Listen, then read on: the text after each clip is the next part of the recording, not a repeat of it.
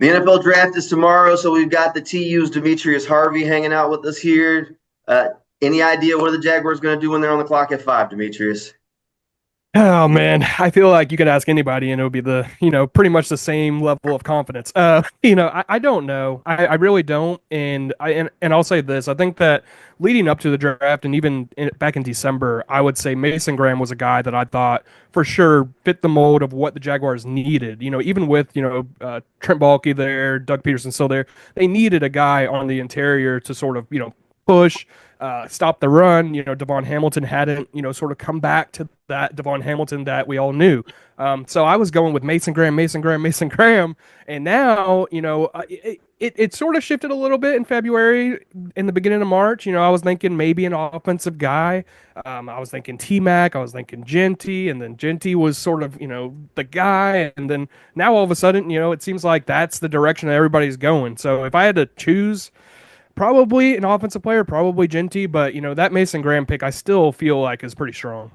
I know you threw out the Ashton Genty stuff a few weeks ago, and I remember seeing it, and I go, "What is he doing? Is this person crazy?" But it's kind of grown on me a little bit, honestly, because I think here's the thing. So Liam Cohen keeps talking about wanting to help Trevor Lawrence and make life easier for him, and you say, "Okay, well, what player can make Trevor's life the easiest?" Well, Ashton Genty is one of the guys who would. I mean, he's a running back, and running games help quarterbacks, right?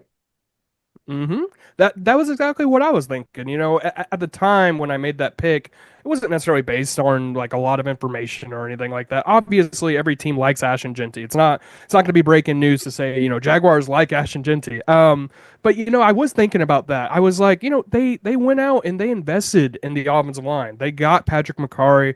They got they got Hainsey at center. Like they brought in guys and they even got a couple backups. So to me, offensive line to help Trevor Lawrence felt like obviously, but at the same time, look at what they have. They got Walker Little locked up.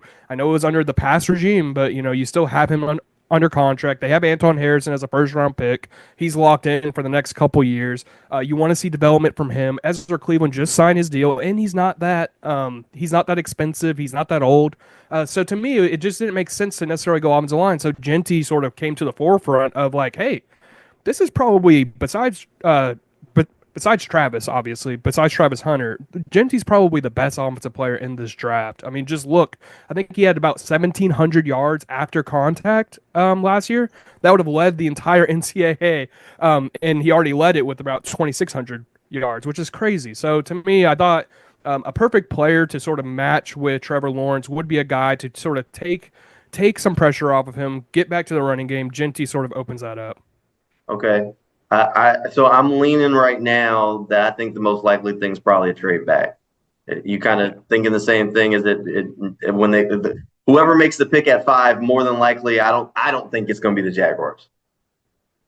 Yeah, I tend to agree, and only because we know James Gladstone loves draft picks. He keeps Right. talking about it. He's like, we have 10 picks. We have 11 picks next year. I had 14 picks with the Rams a couple years. He keeps saying it. So to me, he seems like the type of guy that's like, oh, you're gonna give me more picks? Yes, please. So I could definitely see them dropping down to 10 or something. It depends on who's trying to go up and for who. We've heard the rumors about the Bears loving Genty and they would love to be able to trade up above the Raiders in order to take him. I could see something like that going down, but I think for now, I'm going to wait and see. But a trade down would be probably the best move they could make right now. One way or another, we just know whoever it is going to be intangibly rich, right? Whatever Intangibly that means. rich. That's all we know. I was thinking about the intangibly rich thing the other day, and I remember I asked him about it at the combine because I wasn't able to make his introductory presser. So I asked him about it. I was like, "What's this intangibly rich?" And he was like, "Man, it's not really that deep." He's like, "It's exactly what you think of it." And in my brain started going. I'm like, "Exactly what I think." I'm like, "Well, I think this and that." So it's an interesting little quirk that he has, and I enjoy it. And I guess we'll see an intangibly rich player come to Jacksonville. Hey, he sold it. He's made us all intangibly curious, as he would say. There you go. So the draft is set for tomorrow night. You can always track down stuff from Demetrius over on the Times Union, Jacksonville.com. Jaguars beat writer. D, appreciate you, man. Appreciate it.